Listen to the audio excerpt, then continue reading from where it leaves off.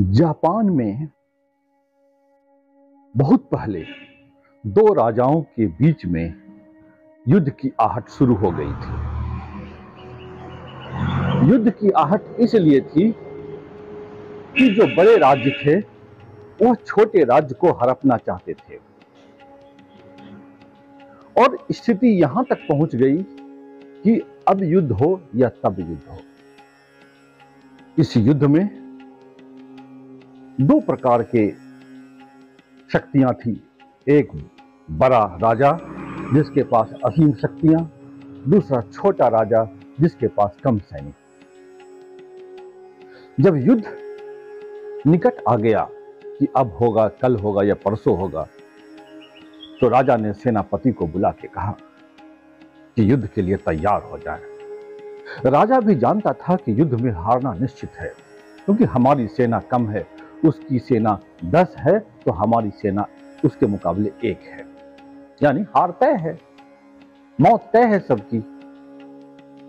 सेनापति ने कहा, मैं युद्ध नहीं कर सकता, क्योंकि मैं अपने सैनिकों को मरने नहीं छोड़ सकता, क्योंकि मैं जानता हूं कि हारना है, और जब मरना ही है तो फिर हार जाया जाए, यूं ही हथियार डाल दिया जाए, क्यों मरा जाए बेवजह। राजा भी इस बात को जानता था कि हारना तय है, लेकिन कोई दूसरा चारा नहीं था। उसी राज्य में बहुत दूर एक कुटिया में एक फकीर रहता था। जब कोई भी बात राजा को नहीं समझ में आ रही थी और युद्ध मुहाने पे खड़ा है, तो राजा उस फकीर के पास गया और कहा कि युद्ध निकट है, क्या आप हमारा सेनापति बनेंगे? सेनापति भी आश्चर्य हुआ।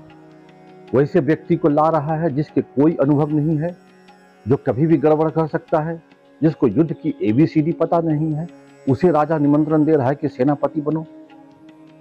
फकीर तत्क्षण तैयार हो गया। यह तो और आश्चर्य हुआ सेनापति को कि ये क्या है, जिसे अनुभव भी नहीं है वह भी तैयार हो गया। कभी कभी अक्सर अनुभव व्यक्ति पीछे हट जाते हैं और अनुभवहीन व्यक्ति आगे आ जाते हैं संकट की घड़ी में, अक्सर ऐसा होता है।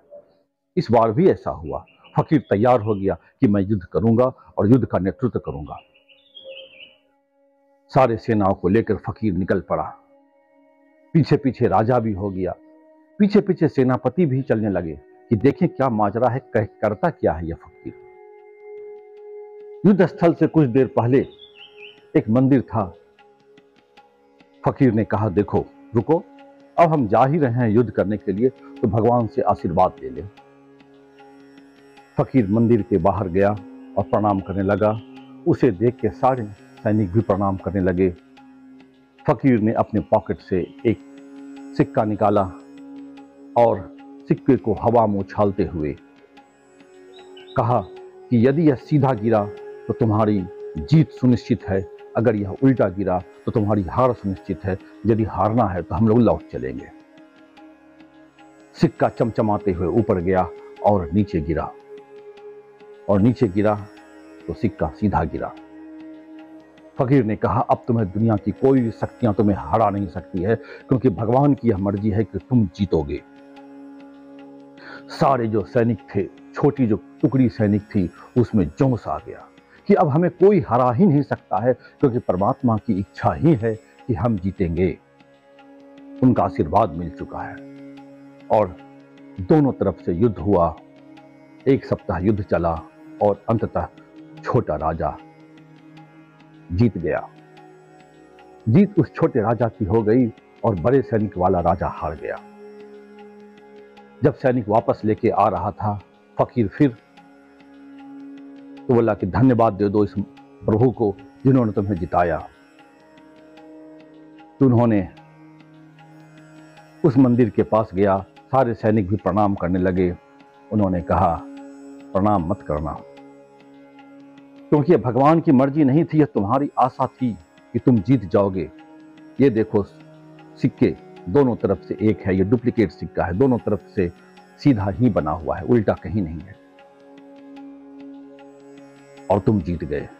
यानी तुम्हारे पास कितना संसाधन है यह महत्वपूर्ण नहीं है, तुम्हारी आशा कितनी है, किसी काम को करने की ललक कितनी है, ये महत्वपूर्ण है। यदि यह विल पावर है तो आप कोई भी काम असंभव को भी संभव कर सकते हैं। इसलिए कई विद्यार्थी, कई लोग जीवन से निराश हो जाते हैं कि अब हमसे कुछ नहीं होगा, हमारे पास ये नहीं है, हमारे पास वो नहीं, उसका रोना धोना करते रहते, उससे कुछ नहीं होगा। आशा कितना है, वो इंटेंसिटी कितना है आप में, 100% है या नहीं है, उस पे सारा खेल है। यदि वह खेल में आप जीत गए तो जीत गए, उसमें इंटेंसिटी नहीं है तो आपके पास लाख संसाधन होते हुए भी आप सफल नहीं हो सकते हैं। और अगर इंटेंसिटी 100% है तो आपके पास कुछ ना होते हुए भी सब कुछ कर लेंगे, जो एक मिरेकल होगा, जो एक चमत्कार होगा। आप ऐसा करके देखिए, बहुत अद्भुत परिणाम आएंगे।